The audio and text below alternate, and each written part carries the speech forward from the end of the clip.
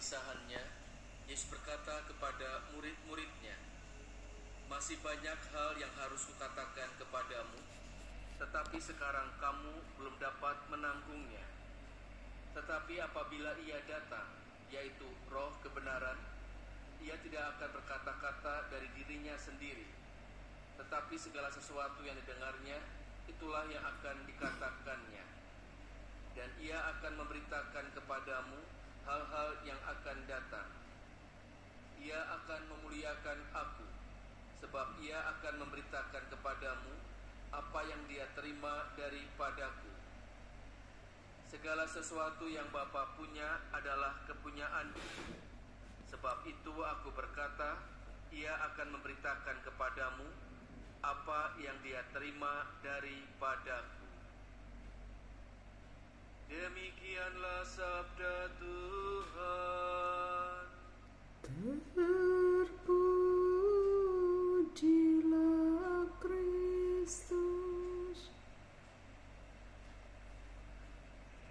Saudara-saudari yang terkasih dalam Yesus Kristus, di awal Injil hari ini kita mendengar dalam amanat perpisahannya, Yesus berkata kepada murid-muridnya, amanat perpisahan berarti ada sesuatu yang penting sekali yang ingin Yesus sampaikan sebelum Ia naik ke surga bertemu dengan Bapanya di surga.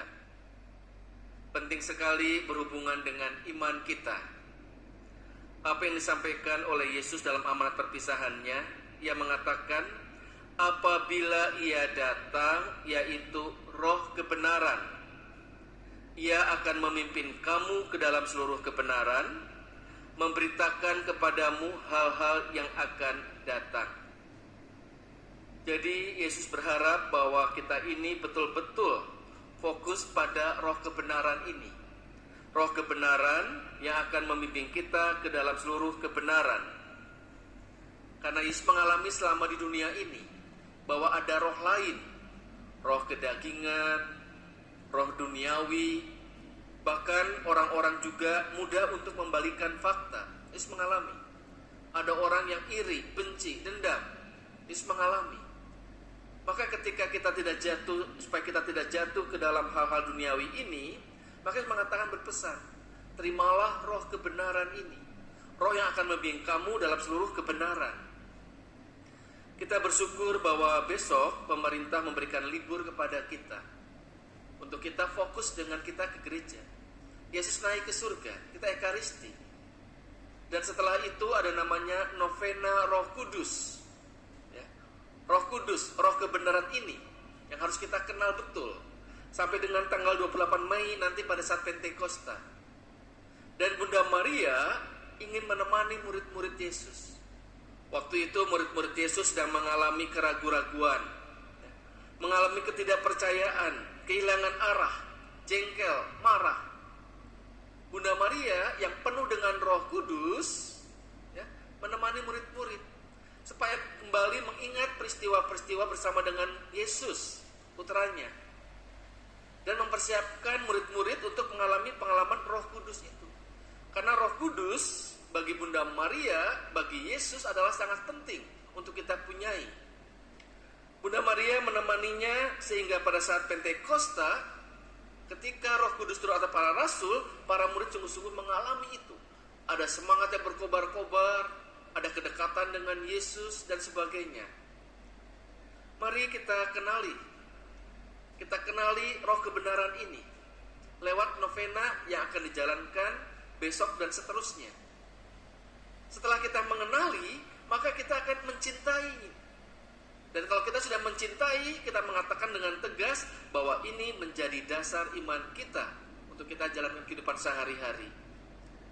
Bahkan setiap hari nanti akan dibacakan, didoakan 7 karunia Roh Kudus. 7 karunia Roh Kudus ini penting bagi kita. Dan pasti ada satu karunia Roh Kudus yang kita ingin punyai. Ya. Misalnya di situ ada roh kebijaksanaan, roh pengertian, roh nasihat, roh keperkasaan, roh kesalehan, roh pengenalan akan Tuhan, roh takut akan Tuhan. kira-kira hal-hal duniawi macam apa yang ada dalam diri kita ini, maka kita minta supaya roh kebenaran ini masuk dalam diri kita. Mungkin selama ini kita juga selalu digoyahkan oleh materi, digoyahkan oleh hal-hal duniawi. Maka kita minta roh kesalehan itu supaya kita tidak tergoyahkan. Dalam hari ini, dalam Injil hari ini juga, bahwa Yesus dan Bunda Maria siap untuk memberikan itu semua.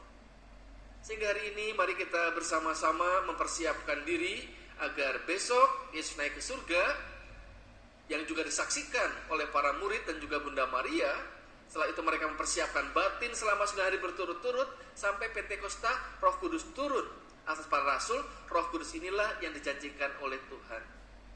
Yesus ingin agar kita mengalami ini supaya kita tidak jatuh ke dunia, kita tidak jatuh dengan hal-hal yang menghancurkan kehidupan iman kita. Mari kita raih kesempatan kita untuk hidup benar di hadapan Tuhan supaya kita mengalami damai dan sukacita. Kita hening sejenak.